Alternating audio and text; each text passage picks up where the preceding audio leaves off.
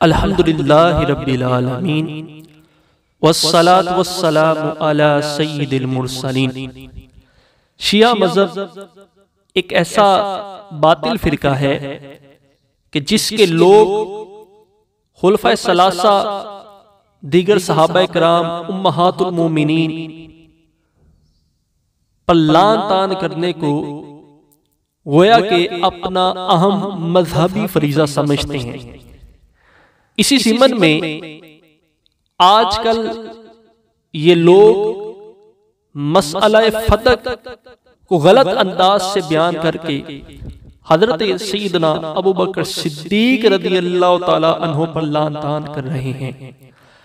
اس video میں مسئلہ فتق کی مختصر حقیقت جو ہے وہ مفتی محمد اشرف القادری صاحب کے کلپ سے بیان کی جائے گی، اور اس کے بعد علماء اہل سنت نے جو مسئلہ فتق پر کتب لکھی ہیں ان کو آپ کس طرح آن لائن مطالعہ کر سکتے ہیں یا ڈاؤن لوڈ کر سکتے ہیں، یہ میں آپ کو بیان کروں گا۔ کلپ میں مختصر وضاحت ہوگی، اور جو کتب میں آپ کو دکھاؤں گا اس میں تاریخ مسئلہ فتق کیا ہے، اور اس کی آڑ میں جو حضرت سیدنا ابو بکر صدیق رضی اللہ تعالی عنہ پر اعتراضات کیے جاتے ہیں ان کے جوابات پر مشتمل کتب آپ کو دکھاؤں گا۔ میری آپ سے گزارش ہے کہ آپ یہ کلپ خود بھی مکمل سنیں اور دوسروں کو بھی شیئر کریں، تاکہ کوئی بھی شیعہ اعتراض کرے تو آپ ان کتب سے دیکھ کر جواب بآسانی دے سکیں۔ آئیے مفتی محمد اشرف القادری صاحب کا مسئلہ فتق کے حوالے سے پہلے کلپ سماعت فرما لیں۔ یہ سوال لکھا ہے جی، باغ فتق کیا حضور صلی اللہ علیہ وسلم کو یہودیوں نے تحفے میں دیا تھا؟ اگر تحفے میں دیا تھا تو سیدہ فاطمہ حضرت عمر رضی اللہ تعالیٰ عنہ کے دور میں باغ لینے کے لیے گئیں، یہ باغ ان کو کیوں نہ دیا گیا؟ فتق نہیں ہے، یہ فا دال اور کاف ہے، فدق، فا کے اوپر زبر۔ یہ ایک باغ تھا جو یہودیوں سے حاصل کیا گیا تھا، اور نبی کریم صلی اللہ تعالی علیہ وسلم کے بارے میں یہ کہنا کہ یہ نبی کریم صلی اللہ علیہ وسلم کی میراث تھی، اور بی بی فاطمہ زہرا رضی اللہ تعالیٰ عنہ اس کو لینے کے لیے گئیں۔ حضرت عمر رضی اللہ تعالیٰ عنہ کے یہ دربار خلافت کا جو ذکر ہے یہ بھی غلط ہے۔ حضرت ابو بکر صدیق رضی اللہ تعالیٰ عنہ رسول اللہ صلی اللہ علیہ وسلم کی وفات کے بعد آپ امیر المومنین تھے، اور آپ کی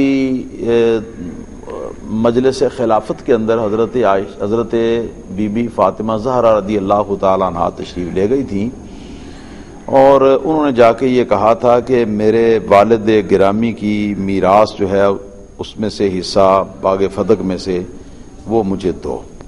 یہ اتنا تو صحیح ہے۔ پھر حضرت ابو بکر صدیق رضی اللہ تعالیٰ عنہ نے جواب کے اندر یہ ارشاد فرمایا کہ رسول اللہ صلی اللہ علیہ وسلم کا فرمان مبارک ہے کہ نحن معاشر الانبیاء لا نورث وما ترکناہ فہو صدقۃ۔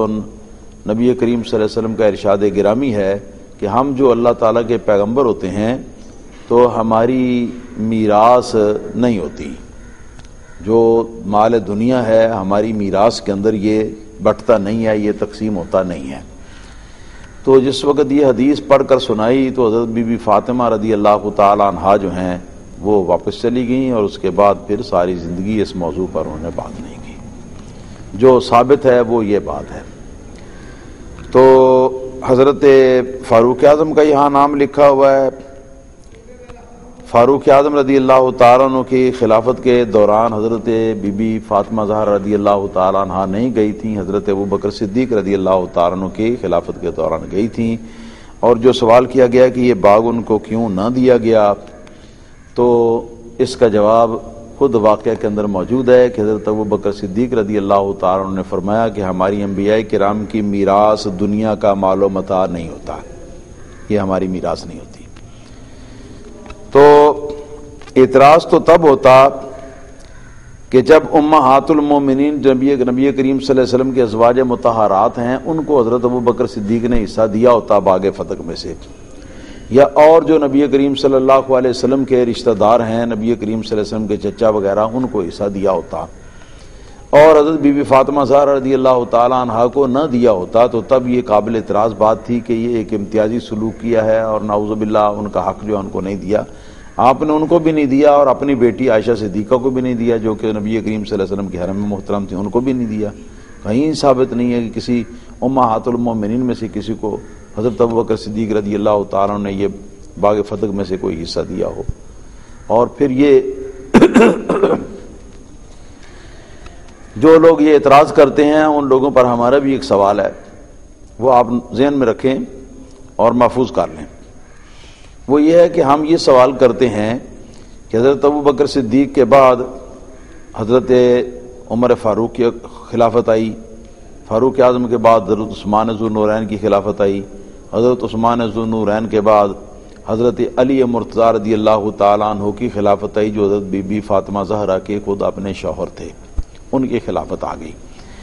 تو اگر یہ ظلم ہوتا، جیسا کہ شیعہ کہتے ہیں کہ یہ ظلم کیا نعوذ باللہ ابوبکر صدیق رضی اللہ تعالیٰ عنہ نے کہ بی بی فاطمہ کو ان کا میراث میں سے حصہ نہیں دیا فتح میں سے، تو حضرت علی مرتضیٰ رضی اللہ تعالیٰ عنہ کی جب خلافت آئی تھی تو اگر یہ ظلم تھا تو اس ظلم کا ازالہ کر سکتے تھے، وہ اس باغ فتح میں سے جو حصہ میراث کا بنتا تھا آپ کی بیوی کا، تو وہ حصہ جو ہے وہ آپ کی بیوی کے جو وارثین اور جو ان کی اولاد تھی ان کے اندر وہ تقسیم کر سکتے تھے، ان کو دے سکتے تھے۔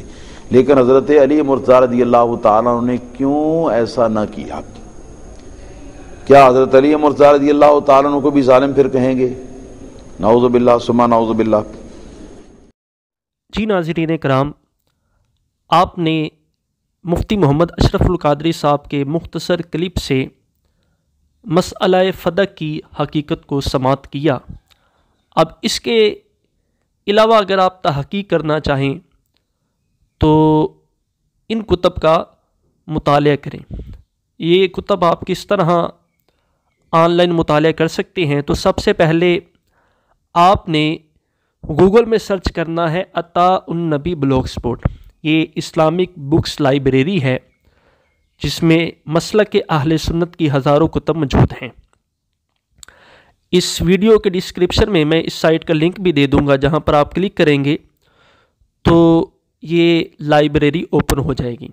تو یہ جیسے ہی آپ سرچ کریں گے تو عطاء النبی اسلامک PDF بکس آ جائے گا۔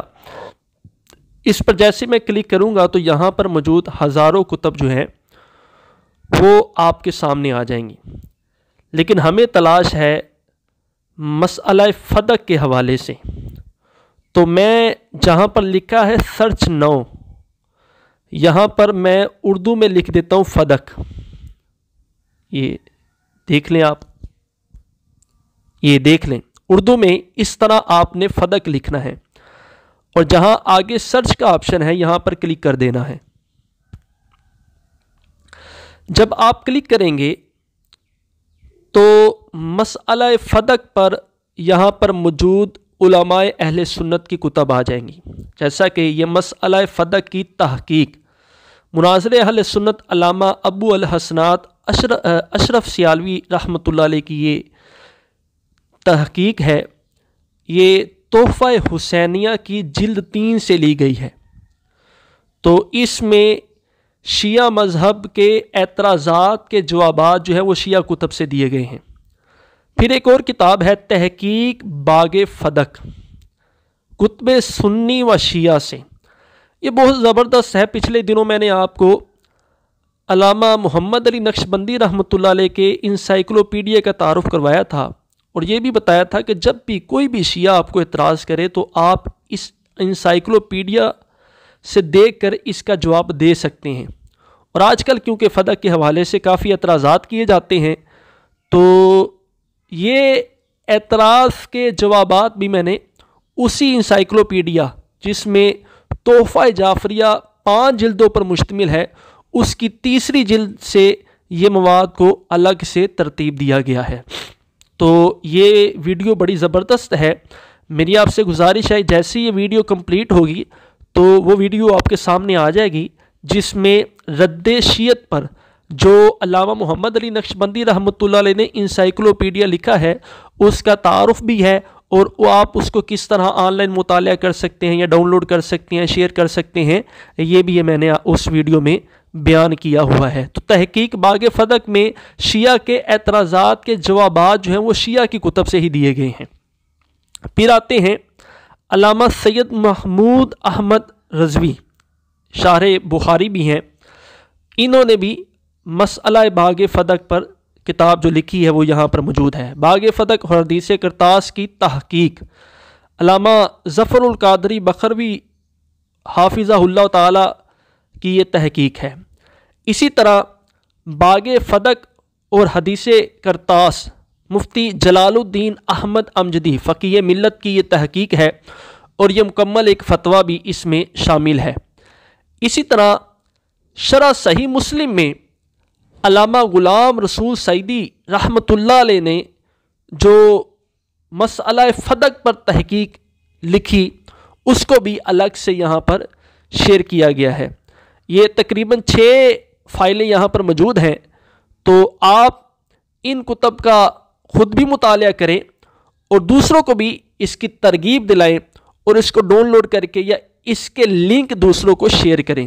लिंक तैयार करने का तरीका मैं आपको बता देता हूं कि आपने लिंक किस तरह शेयर करना है। जैसे ही मैं इसके ऊपर दबा कर रखूंगा तो ये जहां पर लिखा है कॉपी लिंक, तो कॉपी लिंक के ऊपर मैं क्लिक करूंगा तो ये इसका लिंक कॉपी हो जाएगा, तो फिर चाहे मैं जिसको चाहे इसको सेंड कर सकता हूं।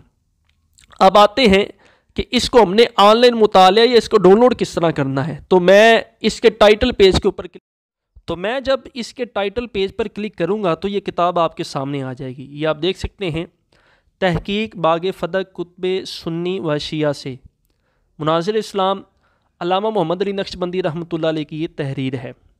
तो यहाँ पर मौजूद 2 ऑप्शन हैं, क्लिक टू डाउनलोड और दूसरा ऑप्शन है online read and download. Click to download पे अगर मैं क्लिक करता हूँ तो किताब जो है वो डाउनलोड होना शुरू हो जाएगी। ये देखिएगा, जैसे ये मुकम्मल होगा तो डाउनलोड का ऑप्शन आ जाएगा, उस पर अगर मैं क्लिक करूँगा तो किताब जो है वो डाउनलोड हो जाएगी। और अगर आप चाहते हैं कि इसको पहले ऑनलाइन मुताला कर लिया जाए या इसको देख लिया जाए तो ऑनलाइन रीड एंड डाउनलोड पे क्लिक कीजिए। जैसे आप यहाँ पर क्लिक करेंगे तो ये किताब जो है वो आपके सामने इंशाअल्लाह ओपन हो जाएगी। अब चाहे तो आप इसका ऑनलाइन मुताला भी कर सकते हैं या इसको डाउनलोड भी कर सकते हैं। चलें मैं इसकी कुछ ज़ियारत भी आपको करवा देता हूँ। जैसे कि ये लिखा है बाग फदक की तहकीकी बहस, तो ये आप देख सकते हैं पहला मजमून ये है,